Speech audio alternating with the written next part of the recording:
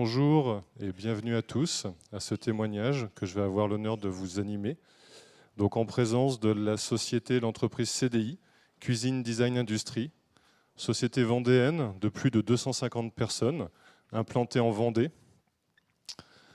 qui commercialise des cuisines et des meubles de rangement sous les marques Arthur Bonnet et Comera.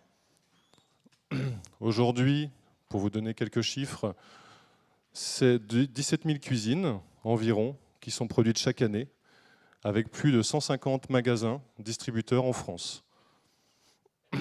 Donc on est en face d'un acteur référent dans le secteur de la cuisine aménagée.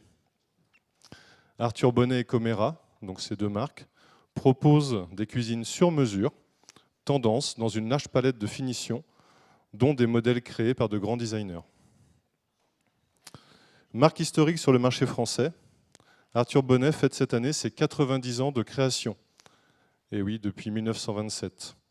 Actuellement, Arthur Bonnet, CDI, est filiale du groupe italien Snedero et est reconnu pour la haute qualité de sa fabrication et l'expertise en design et décoration des cuisinistes de son réseau. Donc voilà aujourd'hui ce qu'on va vous présenter. Donc les différents acteurs qui vont témoigner: Dante Giacomelli, donc le directeur général actuel de CDI depuis 2009. Arnaud Leprince, responsable du système d'information au sens large du terme, c'est-à-dire qu'il s'occupe aussi bien du système et des systèmes d'information de CDI, mais il partage aussi l'information avec les magasins. Donc tout ce qui va être EDI, tout ce qui va être équipement des magasins, il va pouvoir les assister en termes de préconisation et en termes de suivi. En termes d'experts, nous avons Serge Landerech, donc Product Manager au sein du groupe Océanet Technologies. Serge développe et industrialise le catalogue de solutions des entreprises du groupe dans les domaines de la gestion d'infrastructures, la sécurité des données et leur externalisation dans les clouds. Impliqué dans les dynamiques économiques régionales, il transpose valeurs et actions du groupe Océanet Technologies dans plusieurs écosystèmes. Le point d'échange Internet régional Westix, le pôle images et réseau, et également l'accélérateur ADN Booster. Voilà, et pour compléter, donc moi-même, David Fortino, qui anime ce témoignage, dirigeant associé de la société Sigal, spécialisé dans la gestion de données, et notamment leur digitalisation et l'accompagnement des entreprises associées. Donc, dans l'atelier, et ça tout au long de la journée, vous avez possibilité de poser vos questions en vous connectant directement à partir de vos smartphones ou tablettes sur le site evals.fr, evals.fr. Lorsque vous vous connectez, vous arrivez sur une première page qui vous demande un code, un mot de passe qui est DC17. En majuscule et en minuscule, peu importe. Vous tapez DC17 et vous accédez directement à l'applicatif. Donc cet applicatif vous permet très facilement et de manière anonyme de poser toutes les questions que vous souhaitez. L'ensemble de ces questions seront centralisées pour être posées à la fin. Voilà, donc n'hésitez pas. Je vous le rappellerai tout au long de la présentation. Donc on va passer au témoignage en tant que tel. Et on va commencer en parlant des consommateurs. Nous allons parler de l'évolution digitale de la société CDI, dont une des principales caractéristiques est de manager aussi bien des clients, donc ce sont les concessionnaires et les points de vente, que des consommateurs, donc le particulier qui va acquérir sa cuisine. Commençons donc par une vision globale de la chaîne digitale qui bénéficie in fine aux consommateurs. Bonjour. Alors, il faut tout d'abord partir du principe que Google nous dit que 80% des consommateurs, avant de faire un achat, consultent Internet. Donc la première question, est-ce qu'aujourd'hui, une entreprise peut se passer de ne pas faire du digital? Donc, maintenant... Ceci étant posé. Ceci étant posé, là on parle de consommateurs. Donc, notre activité, c'est de vendre des cuisines et la spécificité, c'est qu'on a des réseaux de distribution. Donc, c'est quoi l'objectif quand on fait du digital par rapport à un consommateur? C'est simple, il faut les faire rentrer dans le magasin. Une fois qu'on a dit ça, qu'est-ce qu'on fait pour les faire rentrer dans le magasin? Donc la première chose, c'est d'avoir des sites Internet qui soient à la hauteur de l'image de la marque. Et non pas seulement le site Internet de la marque, mais aussi des sites Internet des différents distributeurs. Pour faire ça, 3 objectifs. Première chose, séduire le consommateur, lui présenter l'offre produit sans trop rentrer dans le détail, mais le séduire. C'est-à-dire qu'il faut le consommateur, il arrive à comprendre que ce que je vois sur le site Internet, ça m'intéresse. Une fois qu'on a présenté l'offre produit, il faut aussi rassurer le consommateur. Et comment on fait pour rassurer le consommateur? Il faut mettre en valeur les valeurs de la marque, la qualité des produits et aussi les garanties qui sont associées à nos produits. Une fois qu'on a fait ça, il y a une autre étape à passer et c'est de dire pourquoi un consommateur doit venir dans les magasins de nos distributions plutôt que dans les magasins de la concurrence. Et à ce moment-là, il faut accentuer, mettre en valeur tout ce qui est différenciant par rapport à l'offre de nos distributeurs à celle de la concurrence. Et là, on a des outils, pas des outils, mais on a des choses à montrer, notamment pour nos produits. C'est l'origine France garantie, c'est-à-dire que nos produits sont certifiés, fabriqués en France, et on a été les premiers cuisinistes, et aujourd'hui on est encore le seul à avoir fait ça. Et l'autre chose, c'est aussi, quand on parle de différenciation, qu'est-ce qu'un consommateur va trouver dans un magasin Arthur Bonnet ou Camera qu'il ne trouvera pas chez la concurrence. Dans notre cas, c'est une expertise d'éco-design et un accompagnement tout au long de son projet. Il faut savoir que l'achat d'une cuisine, une cuisine, ce n'est pas un produit fini. On parle d'un projet. Donc, ce n'est pas un acte d'achat, comment on va dire, impulsif. C'est-à-dire que c'est réfléchi et il faut accompagner le consommateur tout au long du parcours d'achat et de son expérience d'achat. Comment faire pour faire ça? Donc, tout d'abord, tous les outils, les réseaux sociaux, les blogs, les sites Internet, avant qu'ils rentrent dans le point de vente.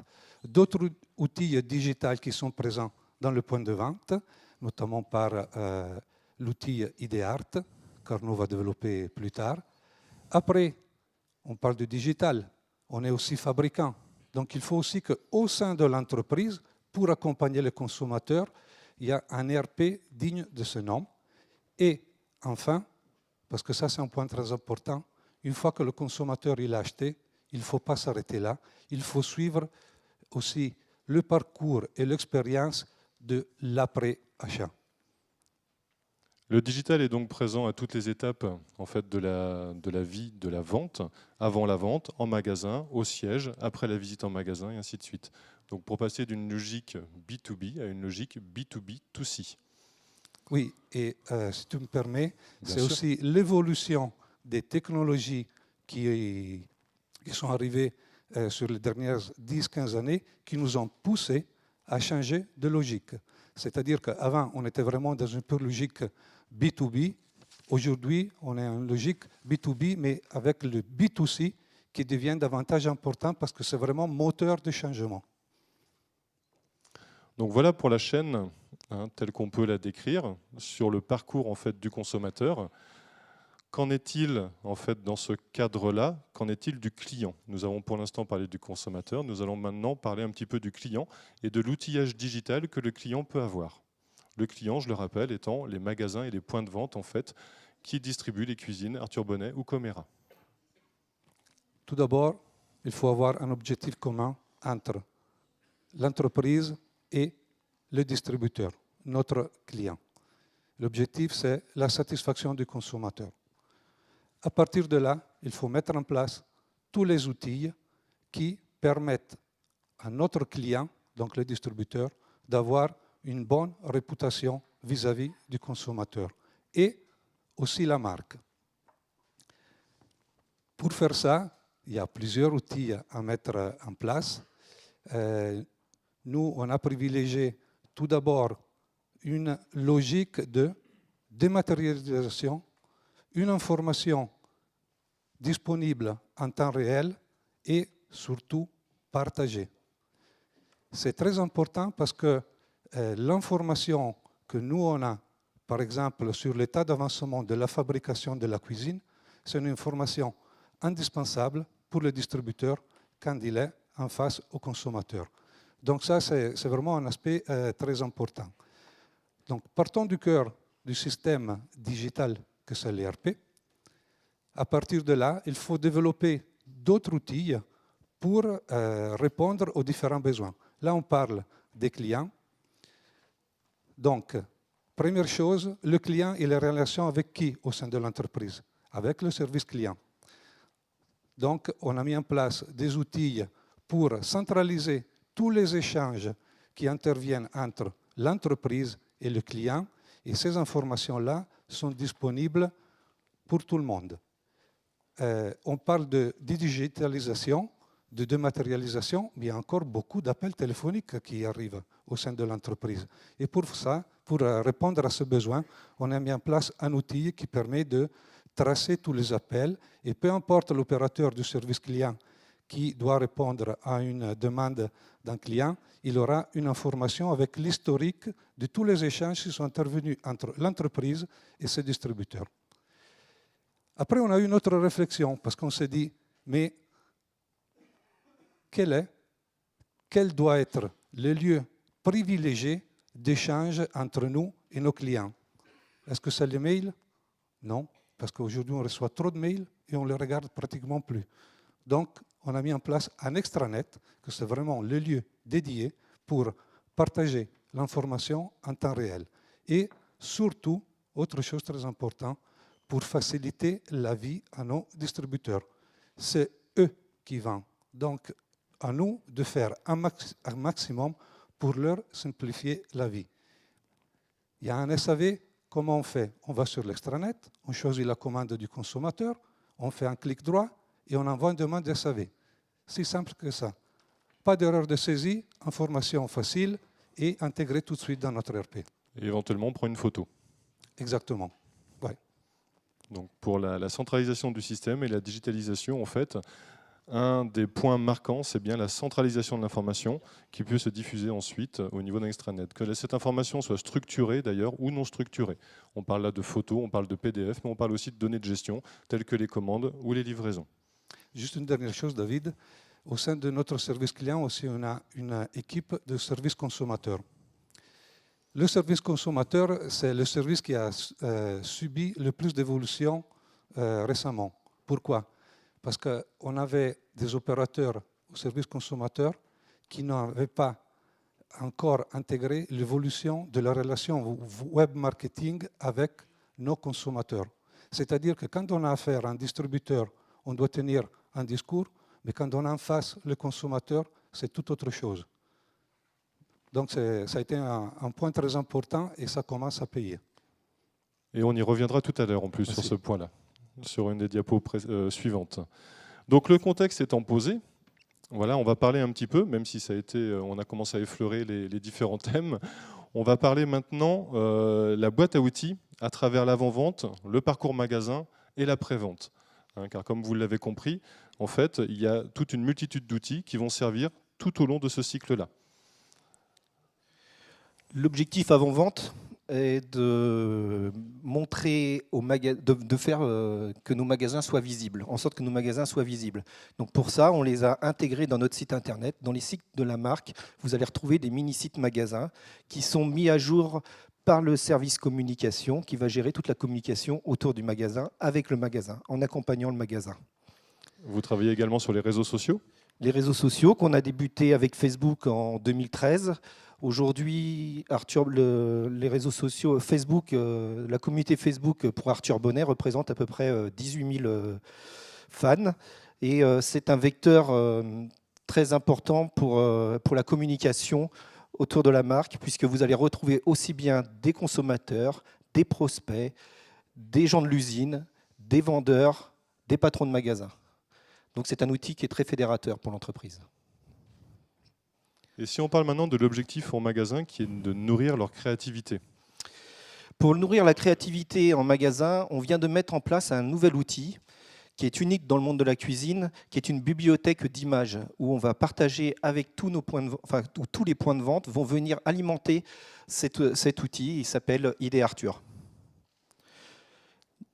Ce sont des réalisations photographiques donc, qui sont dans une bibliothèque. Ce sont de réels projets, des photos qui ont été réalisées chez des particuliers. On reviendra sur ce sujet un peu plus tard. Et au niveau de la conception des cuisines? Pour la conception des cuisines, tous les magasins ont le même logiciel qui leur permet de dessiner leurs projets, mais également de mettre en avant la cuisine en proposant des solutions 3D. L'intérêt également de cet outil est qu'il permet aux magasins d'envoyer leurs commandes de façon digitale à l'usine. Donc ça nous a permis de faire un gain de temps en prise en compte des commandes et en saisie de commandes. On est passé aujourd'hui de 10 jours de saisie de commande, enfin de 10 jours de prise en compte de la commande entre le moment où la commande arrive chez nous et au moment où elle est saisie, à 1 heure aujourd'hui, puisque tout est intégré en automatique. Donc le délai administratif de la saisie de commande a été drastiquement réduit. Effectivement, oui. Et au niveau des outils, donc, quand on est dans l'après-vente, comment s'effectue le suivi, la communication? Comme Dante vous l'a dit tout à l'heure, on a mis en place un extranet qui permet au magasin de suivre ses commandes depuis la saisie de la commande jusqu'à sa livraison, et également un outil de suivi d'appel, donc suivi d'appel, suivi de mail, dans lequel on va renseigner toutes les informations liées à une commande, tous les appels qui ont été tout est enregistré sur cet outil, ce qui permet au service client, qui est un pool de personnes, de suivre toutes les évolutions de la commande. Ça évite tous les post-it et tous les dossiers papier. Il y a donc toujours possibilité d'avoir un contact avec le consommateur, excusez-moi, le client, le consommateur, l'usine. Mais entre le moment où le client signe le bon de commande et le moment où il reçoit sa cuisine, il peut passer 5 à 6 semaines. Est-ce que vous avez des outils qui permettent pendant ces 5 à 6 semaines de rassurer le client et éviter qu'il se pose des questions quant à sa commande? Effectivement, juste après la signature de son bon de commande au magasin, un consommateur a un délai de 8 semaines à peu près pour recevoir sa cuisine. Donc ça lui laisse le temps de préparer son projet, mais il n'a rien chez lui. Donc pour générer un peu de buzz autour de sa cuisine et qu'il soit capable de montrer à ses amis ce qu'il a acheté, on a mis en place avec l'outil de dessin, de conception, un envoi direct sur son smartphone de sa cuisine en 3D, ce qui lui permet de naviguer dans sa cuisine et de discuter autour de son projet, bien qu'il ne l'ait pas encore chez lui. Notamment à travers les réseaux sociaux. Au niveau des échanges avec les consommateurs, parce que finalement il y en a beaucoup entre CDI et les consommateurs, quelles sont les caractéristiques de cette communication ou de cette relation? L'objectif de la marque est de faire du buzz aussi après et de montrer que les clients sont satisfaits. On sait très bien qu'aujourd'hui, les gens vont plus se plaindre sur le web que montrer leur satisfaction. C'est plus facile de se plaindre. Donc pour ça, pour capitaliser sur les clients qui sont contents et les amener à être ambassadeurs de la marque, on a mis en place une enquête de satisfaction client. 2 mois après la livraison de la cuisine, le client est interrogé pour savoir s'il est satisfait de la mise en place de son projet. Suite à cette enquête, on lui propose de montrer sa satisfaction sur le web en l'accompagnant avec des outils, on est en association avec des forums de discussion et on montre leur satisfaction vis-à-vis de ça, ce qui nous permet d'équilibrer les messages sur le web entre les avis positifs et les avis négatifs. Et de travailler sur les réputations. Exactement. Donc, comme on le disait tout à l'heure, vous devez interagir avec des créatifs. On parle de décoration, en fait, à travers votre réseau de distribution et d'architectes. Ça fait partie de votre valeur ajoutée. Donc, quels sont les outils On en a parlé un petit peu tout à l'heure, mais est-ce qu'on pourrait préciser un petit peu les outils utilisés dans ce cadre-là? Donc on en a brièvement parlé, c'est notre dernier bébé. C'est ID Arthur. Donc ID Arthur, c'est une bibliothèque d'images, de photos, dans lequel on va venir incrémenter chaque image en la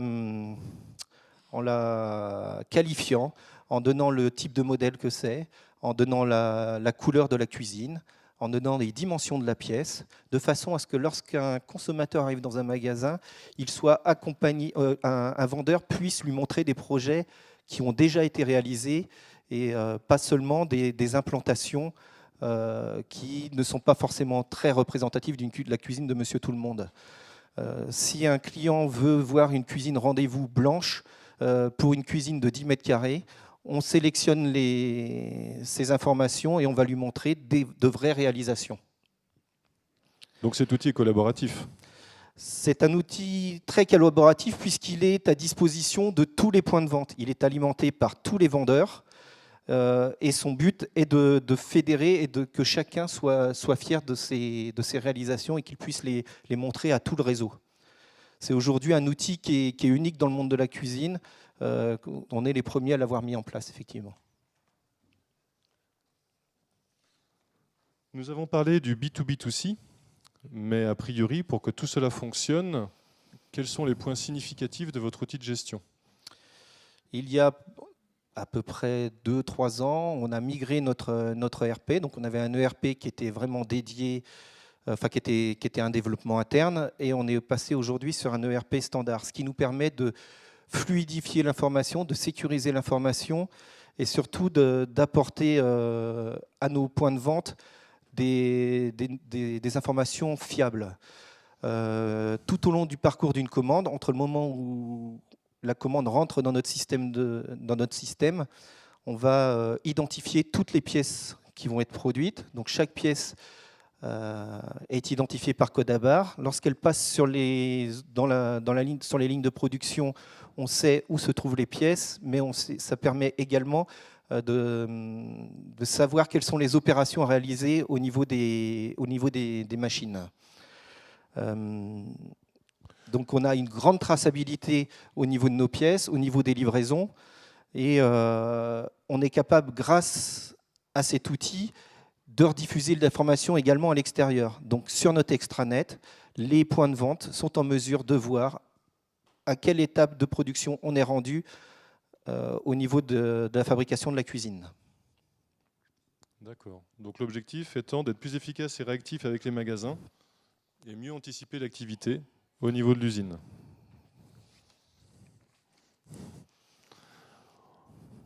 Si on parlait maintenant un petit peu des obstacles ou des déceptions que vous avez pu rencontrer dans le cadre de ces différents projets, on voit bien que de nombreux projets ont été menés en parallèle. Quelles déconvenues pouvez-vous citer aujourd'hui? Dans les déconvenues, une des déconvenues qu'on a eues est l'installation d'un configurateur en ligne. Donc on avait proposé sur notre site internet il y a quelques années aux consommateurs de dessiner sa cuisine. C'était très répandu. Il s'est avéré que nos consommateurs n'ont pas du tout adhéré au projet. Comme vous l'a dit Dante en préambule, le consommateur, notre client, enfin les gens qui viennent acheter une cuisine attendent de notre marque, on est sur une gamme de base premium, ils attendent plus de nous du conseil, du conseil en design et du conseil en décoration. D'accord. Et au niveau des mises en œuvre, avez-vous réussi à amener l'ensemble de votre réseau dans cette démarche-là? Y a-t-il eu des freins? Comment s'est passé l'accompagnement au changement? Justement, c'est un des points sensibles parce qu'on peut avoir la volonté de passer au digital, mais quand on a affaire à 150 points de vente, il faut aussi que les distributeurs adhèrent. Et or, quand vous avez une hétérogénéité de patrons de magasins, tout le monde n'est pas prêt à suivre. Donc il y a un travail pédagogique à faire qui est très important. Il faut toujours arriver à mettre en avant les gains les bénéfices qu'ils peuvent en tirer, tout en sachant que nous, on a la volonté d'y aller, on est prêt à investir, mais on n'est pas sûr du résultat parce que des fois, on met en place des outils et l'ensemble du réseau n'adhère pas. Donc, c'est un peu décevant aussi pour les confrères de nos distributeurs. Et c'est là où on peut trouver un levier pour pousser le changement vers le digital, c'est justement de faire adhérer un maximum de distributeurs qui ont envie de passer au digital pour convaincre leurs confrères à passer au digital. Donc, comme on le voit, en fait, le projet digital concerne beaucoup de monde. On voit aussi qu'il y a pléthore de projets finalement qui permettent d'accompagner le client et le consommateur. Comment arbitrer entre tous ces projets? Et est-ce qu'on gère les projets aujourd'hui comme on les gérait hier? Aujourd'hui, on fonctionne beaucoup en méthode agile pour les développements de projets. Les projets sont rapides, les évolutions technologiques également. Il nous faut donc être beaucoup plus réactifs. Donc, on fonctionne plus avec des expressions de besoins que des cahiers des charges conventionnels où on va exprimer un besoin, développer un outil autour du besoin plutôt que d'attendre d'avoir un cahier des charges bien ficelé, bien défini sur lequel on va sortir un produit qui sera déjà obsolète lorsqu'il va sortir. On a également changer nos méthodes de travail. Aujourd'hui, au niveau de l'IT, enfin hier, au niveau de l'IT, on était plus sur une démarche d'apporter du service au niveau de l'usine, au niveau de la production.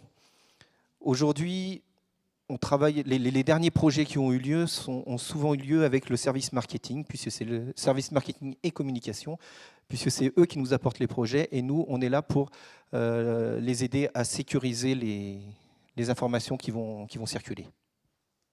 Le métier a changé, en fait, par rapport à ça. Et au niveau stratégique, parce qu'on le voit, il y a pléthore d'acteurs. Donc on parle du consommateur qui a des besoins, on parle du client qui a sa propre vision des choses, et on parle de l'industrie qui a aussi sa propre stratégie. Comment fait-on pour traduire ça dans la stratégie de l'entreprise? Bon, alors, il n'y a pas de recette magique déjà. C'est une question d'arbitrage. On est aussi industriel. Donc, si on prend le mix investissement d'il y a 5 ans, et on regarde ce qu'on fait aujourd'hui au niveau des investissements, ce n'est pas du tout la même chose. C'est-à-dire que le côté industriel reste important, mais il faut mettre davantage de moyens sur le digital parce que c'est là où on a le retour en termes de croissance le plus rapide. Donc il y a vraiment eu une évolution aussi dans nos approches, dans nos arbitrages par rapport aux priorités qu'on avait il y a 5 ans. Ce n'est pas du tout le cas aujourd'hui, ils ne sont pas du tout les mêmes. Et donc la question finale, par rapport aux résultats, la digitalisation de l'entreprise, une vue de l'esprit, une mode ou de réelles retombées? Il ne faut surtout pas tomber dans un effet de mode, parce que ça ne sert à rien, entre guillemets. On est des entrepreneurs, on est des managers, donc on a des comptes à rendre. Il faut toujours avoir un retour sur investissement. Après, la difficulté, c'est d'identifier où il va se placer ce retour sur investissement. Dans notre cas, ce qui est prioritaire, c'est la notoriété de la marque et renforcer la visibilité de la marque sur le marché de référence. Autre chose, c'est la satisfaction consommateur. Un consommateur satisfait, il va revenir et il va vous envoyer du monde dans le magasin. Troisième chose, et moi je dirais que c'est peut-être la plus importante, quand on travaille avec des marques, une des choses, pour moi la chose la plus importante, c'est de confirmer le positionnement de votre marque sur le marché par rapport aux concurrents. C'est-à-dire que c'est là, à la finale, où on va retrouver le vrai capital et la vraie valeur de l'entreprise. C'est la valeur de marque. Donc si on arrive à avoir un retour sur le renforcement de l'image de la marque sur le marché, on a tout gagné. Merci. Donc maintenant, je vais interroger notre expert sur ce qui vient d'être dit. Donc Serge, comment avez-vous vécu cette digitalisation? J'ai la chance d'accompagner Cuisine Design Industrie depuis une dizaine d'années. Et ce qui est vraiment marquant dans cette expérience, c'est que la volonté de digitaliser les services, elle est inscrite sur le long terme. Ils n'ont pas du tout fait, comme le dit Dante, un effet de mode. C'est vraiment une volonté de direction d'inscrire ça sur le long terme. Et la volonté d'Arnaud, c'était d'arriver à une approche numérique qui soit facilitée. Qu'entendez-vous donc par approche numérique facilitée ? Le public que Arnaud a en client, ce sont donc des poseurs qui ont plutôt une connaissance numérique, enfin du moins au début des projets, qui était assez écartés du monde numérique. Ce sont des artisans traditionnels. Et effectivement, ce qu'il fallait, c'était réussir à rentrer dans une dynamique où on arrive à les faire adhérer aux différents services. Et l'objectif, c'était de rentrer dans cette agilité pour faciliter le travail de Cuisine Design. Dans la pratique, qu'est-ce qu'Arthur Bonnet demande à son hébergeur infogéreur ? Alors là-dessus, on reste relativement simple. La première chose, c'est qu'on soit capable de mobiliser les bonnes compétences au bon moment. La deuxième, évidemment, c'est qu'on soit capable d'assurer la disponibilité des services et des ressources. Et puis, qu'on soit capable d'accompagner l'entreprise dans l'évolution de ses besoins, puisqu'ils ont énormément de projets en agilité, donc il faut les accompagner au quotidien sur leurs différentes mises en œuvre. Donc cette multitude de projets, au fil des ans, a dû bousculer les infrastructures. Ça a fortement bousculé les infrastructures, d'autant plus qu'il y a une dizaine d'années, on n'était pas du tout dans du DevOps, donc on était vraiment sur de l'agilité humaine. L'extranet a rapidement montré sa performance et donc il a rapidement monté en besoin de ressources également. Les sites internet ont également, avec les mini-sites, ont fortement évolué, donc on s'est retrouvé avec des grosses fréquentations, on s'est retrouvé avec beaucoup de livraisons applicatives et donc des ralentissements sur les sites. Et puis, on a eu tout ce qui a suivi derrière, les campagnes de télévision qui amenaient leur lot d'expérience de montée en charge. Et puis, une entreprise qui va bien, c'est des gens qui ne sont pas forcément contents et les premières attaques automatisées de pirates sur les différents serveurs. Donc, rapidement, on s'est retrouvé à chaque étape à devoir mettre en œuvre des procédures d'urgence avec les équipes d'astreinte. Et puis, régulièrement, on se remet autour d'une table et on essaie de réfléchir à comment on sécurise la chose. Et on a donc segmenté au fur et à mesure des années les différents rôles des machines. Donc justement, vous abordez la segmentation des rôles et des infrastructures. Cela impacte-t-il l'usine ? Alors, pas directement pour nous. L'objectif de Cuisine Design, c'était bien de séparer la partie usine de la partie site internet et extranet. Il y a plusieurs raisons à ça. D'une part, l'usine est implémentée en zone rurale, donc ils ont des accès internet qui ne sont pas forcément faciles et difficiles à sécuriser, donc il ne fallait surtout pas les charger.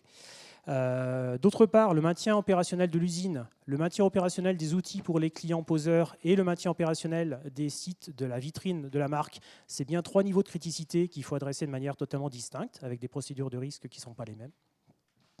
Et puis, pour la fin, en choisissant d'héberger l'extranet et les sites internet chez un tiers, ils protègent l'usine des différentes attaques, d'une part, et puis ils s'assurent d'avoir des équipes qui vont être là, disponibles 24 heures sur 24 pour protéger l'image de marque et protéger l'outil de travail des clients. Donc aujourd'hui, CDI a une infrastructure et une organisation adaptée, et j'ai envie de dire, et maintenant ? Alors maintenant, ils ont un écosystème numérique qui est vraiment en marche. L'usine a plusieurs projets d'amélioration avec différents techniques et de traçabilité. On a une évolution de la législation qui va également nécessiter de faire un suivi de données beaucoup plus important. On a une évolution des outils qui augmentent les ressources. Donc on va continuer à travailler en pilotage pour avoir des infrastructures qui protègent, sécurisent les données les plus importantes et puis permettent de réduire ce RTO où effectivement ils ont gagné en 10 ans, ils sont passés de 10 jours à 1 jour sur la prise en compte des commandes. L'objectif, c'est qu'on ait quelque chose qui soit le plus rapide vis-à-vis de ses clients. Et c'est avec plaisir qu'on continuera à travailler ensemble. Je prends le mot de la fin dans ce cadre-là.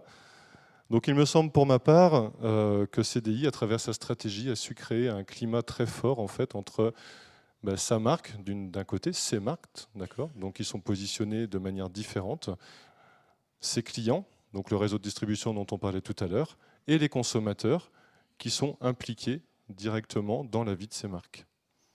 Voilà, et j'aurais tendance à dire, et vous, qu'en pensez-vous ? Donc j'espère que vous avez utilisé le logiciel cité au début. Je vous le confirme, Eval a été utilisé, donc merci Bien. de l'avoir fait. Pour ceux qui ne l'ont pas fait, tant pis. Vous verrez qu'on a d'autres moyens d'aller poser des questions à nos intervenants. Il y a 2 questions qui se rejoignent un petit peu. En combien de temps vous avez mis tous les outils en place, tous les outils dont vous nous avez parlé, vous avez mis combien de temps pour les mettre en place? Et comment vous avez accompagné vos utilisateurs, vos collaborateurs? Alors les outils pour les mettre en place, on a pris, ça fait 15 ans qu'on travaille sur ces outils.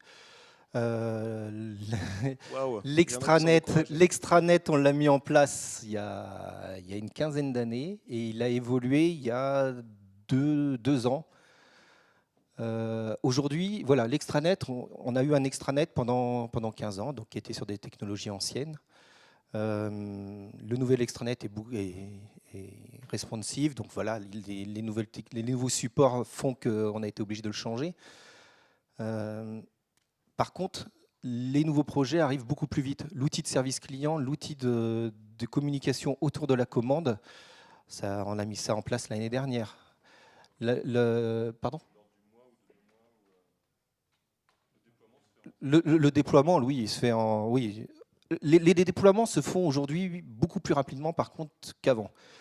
Pour la prise en compte par l'utilisateur de l'outil, puisqu'on est accompagné. Avant, l'ancien extranet était fait par des techniciens.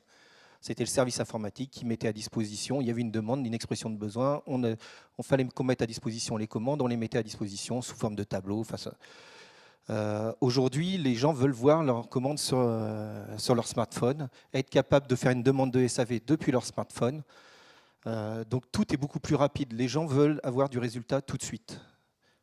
Ok, et ce qui rejoint la deuxième question, c'est de se dire si c'est plus rapide, comment vous accompagnez les utilisateurs du coup, quelle est votre potion magique pour faire qu'ils ne restent pas sur le côté et qu'ils utilisent réellement les outils? Il faut des outils simples, simples d'utilisation, ne pas complexifier les demandes et on les accompagne également avec beaucoup de vidéos, de procédures, d'outils qui les aident à prendre en main, d'outils qui vont aider à prendre en main facilement les nouveaux outils. Ok, il y avait, je ne sais pas si ça répond complètement, de toute façon vous verrez qu'on a un autre format pour aller plus en profondeur, je fais du teasing pour l'instant. Il y avait une autre question sur le taux de retour que vous pouviez avoir sur les études de satisfaction, parce que c'est vrai qu'on en reçoit tous tout le temps, et on ne répond pas souvent quand même. Les enquêtes de satisfaction que l'on a, on a un taux de réponse très important parce que c'est nous qui faisons, enfin on est aidé par des cabinets, mais c'est nous qui allons interroger les clients. On fait une enquête de satisfaction, on téléphone aux consommateurs. Ce n'est pas des enquêtes qui sont envoyées par le web. D'accord. Ce qui est important, c'est que ce n'est pas le point de vente qui conduit l'enquête de satisfaction. C'est-à-dire qu'à ce moment-là, la marque prend la main pour mesurer la satisfaction du consommateur. Et autre chose très importante, c'est qu'on mesure tout le parcours d'achat. On le fait exprès de le faire 2 mois, une fois la cuisine installée chez le particulier, parce qu'il a le temps aussi d'utiliser la cuisine. Et là, s'il y a des problèmes qui n'avaient pas été rencontrés avant, il aura aussi la possibilité de se manifester. Et cet outil, il est très important parce que ça nous permet de nous améliorer, mais surtout, c'est un outil qui nous permet de pousser nos distributeurs à s'améliorer. Parce qu'on mesure vraiment dès qu'il est rentré dans le magasin jusqu'après la pause.